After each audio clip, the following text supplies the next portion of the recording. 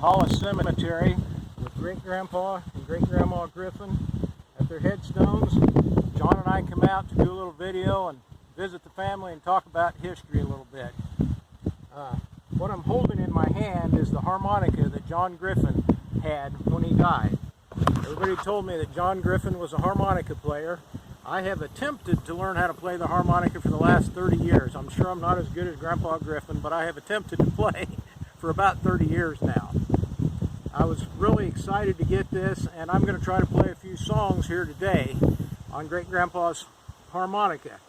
Every time I hold this in my hand, it's just an honor and a thrill to hold that and know that his big old work calloused hands held it. When I was a kid, Grandma Ravesta, which was John's daughter, used to tell me that after Mama died, they would go over to the house to check on John Griffin sometimes in the evening.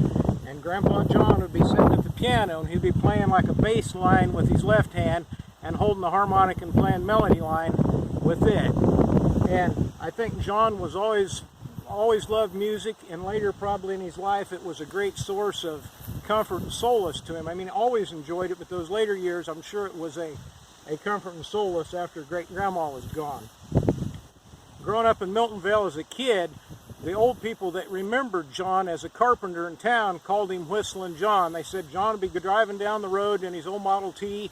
He would have boards he bought at the lumber yard tied onto the back of his car because he was going to do a project for somebody. And when John worked, he'd be driving nails and whistling, and they knew him as Whistling John. And I always thought that was a pretty cool story when I was a kid.